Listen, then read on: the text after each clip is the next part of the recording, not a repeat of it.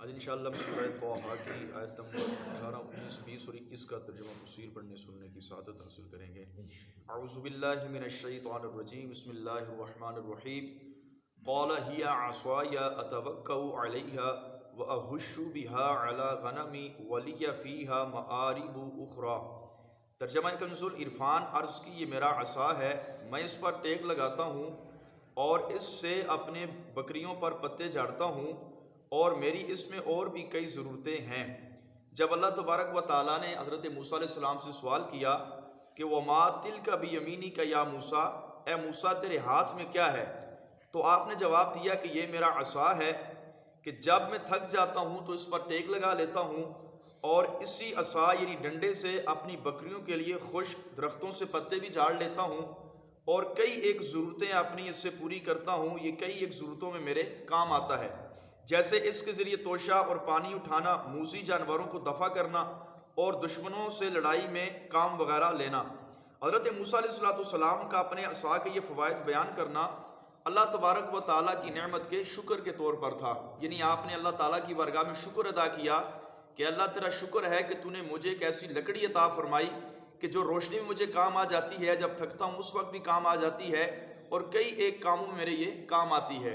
اس سے معلوم ہوا کہ اپنے پاس عصا رکھنا انبیاء کرام علیہ السلام کی سنت ہے، اور اس کے کئی فوائد بھی ہیں۔ حضرت حسن بصری فرماتے ہیں اپنے پاس عصا یعنی ڈنڈا رکھنا اس کی 6 حکمتیں ہیں۔ نمبر 1 یہ کہ یہ انبیاء کرام علیہ السلام کی سنت ہے۔ اسی طرح فرماتے ہیں یہ صلحاء کی زینت ہے، اور دشمنوں کے خلاف ہتھیار ہے، کمزوروں کا مددگار ہے، اور منافقین کے لیے پریشانی کا باعث ہے، اور عبادت میں زیادتی کا بھی باعث ہے۔ نبی پاک علیہ السلام بھی عصا مبارک استعمال فرمایا کرتے تھے۔ اس سلسلے میں ایک بہت ہی پیاری حکایت بھی ہے۔ حضرت عبداللہ بن انیس رضی اللہ تعالیٰ عنہ نے خالد بن سفیان کو جب قتل کیا تو اس کا سر کاٹ کر نبی پاک علیہ السلام کی بارگاہ میں لائے، تو آپ علیہ السلام نے حضرت عبداللہ بن انیس کی بہادری اور جان بازی سے خوش ہو کر انہیں اپنا عصا مبارک عطا فرمایا، اور ارشاد فرمایا کہ تم اسی عصا کو ہاتھ میں لے کر جنت کے اندر داخل ہو گئے۔ انہوں نے عرض کیا یا رسول اللہ قیامت کے دن یہ عصا میرے پاس رہے گا؟ آپ نے فرمایا ہاں۔ چنانچہ انتقال کے وقت انہوں نے وصیت فرمائی کہ میرے کفن کے ساتھ نبی پاک کے اس عصا کو بھی رکھ دیا جائے۔ قال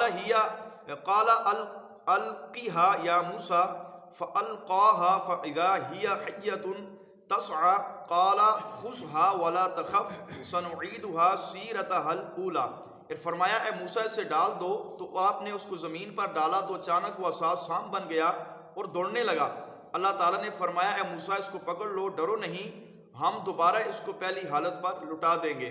اللہ تبارک و تعالیٰ نے پھر ارشاد فرمایا کہ موسیٰ اس عصا کو زمین پر ڈالو۔ جب حضرت موسیٰ علیہ السلام نے اس ڈنڈے کو زمین پر پھینکا، زمین پر رکھا، تو وہ اللہ کی قدرت سے اچانک سام بن گیا اور تیزی کے ساتھ دوڑنے لگا، اور راستے میں جو بھی چیز آتی اس کو کھا جاتا۔ حضرت موسیٰ علیہ السلام کو اس سے خوف ہونے لگا، تو اللہ تعالیٰ نے فرمایا اے موسیٰ اس سے خوف زدہ نہ ہو، اس کو پکڑ۔ پھر آپ علیہ السلام نے جب اس ڈنڈے کو پکڑا، اس سام کو، تو وہ پہلے کی طرح ہی عصا بن گیا۔ قال فاذا هي حیۃ تسعى، تو اچانک وہ سام بن کر دوڑنے لگا۔ حضرت موسیٰ علیہ السلام کے اس ڈنڈے کو سام بنانے کی حکمتیں یہ ہیں کہ اللہ تبارک و تعالیٰ نے عصا کو اس لیے سام بنایا کہ یہ معجزہ ہو جس سے آپ علیہ السلام کی نبوت کی پہچان ہو سکے، اور اسی طرح اس ڈنڈے کو اس لیے سام بنایا گیا کہ حضرت موسیٰ علیہ السلام جب فرعون کے سامنے جائیں تو یہ عصا جب سام بنے تو فرعون کے سامنے آپ کو خوف نہ ہو، اس لیے اللہ تبارک و تعالیٰ نے فرعون کے پاس جانے سے پہلے ہی اس عصا کو سام بنا کر موسیٰ علیہ السلام پر ظاہر فرما دیا تھا۔ اللہ تعالیٰ کی بارگاہ میں دعا ہے اللہ کریم جل جلالہ ہم سب کو اپنے محبوبین کی سچی پکی محبت نصیب فرمائے، آمین بجاہ النبی الکریم صلی اللہ علیہ وسلم۔